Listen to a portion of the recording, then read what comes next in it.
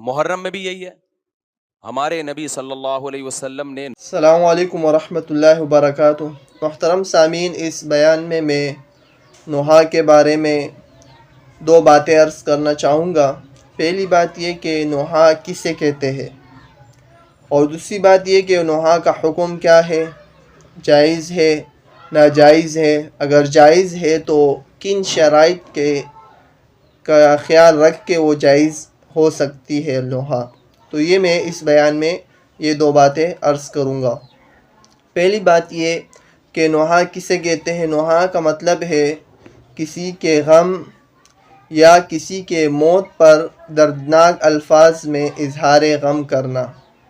تو پہلے زمانے میں چونکہ اہل عرب اشعار اور مرثیوں کے شکل میں اظہار غم نوحہ کیا کرتے تھے، تو اسے کہتے ہیں نوحہ. دوسری بات یہ اس کا حکم کیا ہے. تو سب سے پہلے میں بخاری اور مسلم شریف کی دونوں میں متفق علیہ حدیث ہے کہ حضور علیہ السلام نے فرمایا، وہ ہم میں سے نہیں جو رخسار پیٹے اور گریبان چاک کرے اور زمانہ جاہلیت کے طور پر نوحہ کرے. تو یہ صحیح حدیث ہے، مسلم اور بخاری دونوں میں ذکر ہے. تو اس سے معلوم ہو رہا ہے اس حدیث سے کہ نوحہ جائز نہیں زمانہ جاہلیت کے طور پر. چونکہ آج کل جو لوگ نوحہ کرتے ہیں، جس طرح اہل تشیع حضرات، شیعہ حضرات نوحہ کر رہے ہیں اپنے محفل مجلسوں میں روتے ہیں، تو یقیناً وہ ایک ایسی قسم میں روتے جس میں اہل بیت کی اور صحابہ کرام کی توہین ہوتی ہے. اس میں توہین کرتے اور توہین کرنے کو ایک قسم کی فضیلت سمجھتے. تو وہ نوحہ حقیقتاً اور قطعاً جائز نہیں ہے جس میں رونا اور چیخ و پکار ہو اور شرکیہ کلمات ہو، تو یہ ہرگز جائز نہیں ہے. البتہ کچھ علماء چند شرائط کے تحت نوحہ کو جائز بھی قرار دیتے ہیں. نوحہ ایسی ہو کہ اس میں چیخ و پکار نہ ہو، گریبان چاک کرنا نہ ہو اور شرکیہ کلمات نہ ہو.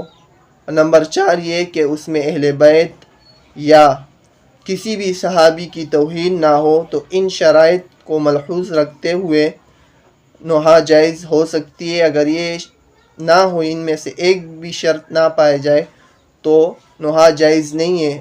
اور یقیناً جو آج مروجہ نوحہ ہے جس طرح اہل تشیع حضرات کرتے ہیں، تو اس میں چیخ پکار بھی ہوتی ہے، بس اوقات شرکیہ کلمات بھی ہوتے ہیں کہ حضرت علی کو وہ مقام دیا جاتا ہے انبیاء پر بھی. تو یہ ایک قسم کا شرک ہے، اور شرکیہ کلمات کی وجہ سے نوحہ جائز نہیں ہو سکتا. اور گریبان چاک کرنا، خود اپنے آپ کو پیٹنا، یہ ساری باتیں ان میں پائی جاتی ہے. تو اس وجہ سے ان کی یہ جو نوحہ ہے، مروجہ نوحہ، یہ قطعاً جائز نہیں ہے، خاص طور محرم کے موقع پہ اہل تشیع جو نوحہ کرتے ہیں. اور اس نوحہ کے بارے میں مفتی طارق مسعود صاحب کے بیان بھی آپ سنیں. کبھی بھی میتوں پہ چیخے نہیں مارتے تھے، کبھی بھی نوحے نہیں کرتے تھے، صبر کر کیا ہے انہوں نے. تو ہمیں بھی کیا حکم ہے میرے بھائی؟ نہ ہم نے برسیاں منانی ہیں، اور نہ ہم نے گریبان چاک کرنے ہیں، نہ ہم نے سینوں کو پیٹنا ہے. اور ویسے بھی شہید تو زندہ ہوتا ہے، اور ہم زندہ جاوید کا ماتم نہیں کرتے. سمجھتے ہو کہ نہیں سمجھتے؟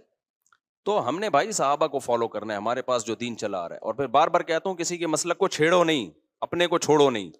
تو خلاصہ کیا نکلا بھائی؟ یہ حلوے مانڈے اور یہ محرم میں جو کچھ ہو رہا ہے، جو کر رہے ہیں ان کو کرنے دو، چھیڑو نہیں. لیکن جب ہم سے کوئی پوچھے کہ کیوں نہیں کر رہے، ہم کہیں گے بھائی ہم کس کو مانتے ہیں؟ صحابہ کو. صحابہ نے نہیں کیا، ہم بھی نہیں کریں گے.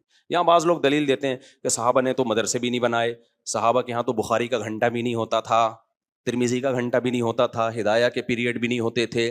بھائی جان، کچھ چیزوں کا تعلق مینجمنٹ سے ہوتا ہے، سمجھتے ہو؟ مدرسہ صحابہ کے ہاں بھی تھا، اصحاب صفہ مدرسہ تھا نا. تو نظم کسی چیز کا بنانا، اس میں ثبوت کی ضرورت نہیں ہوتی، وہ ہر شخص کا اپنا نظم، ہر مدرسے کا اپنا نظم ہوتا ہے. سمجھ رہے ہو؟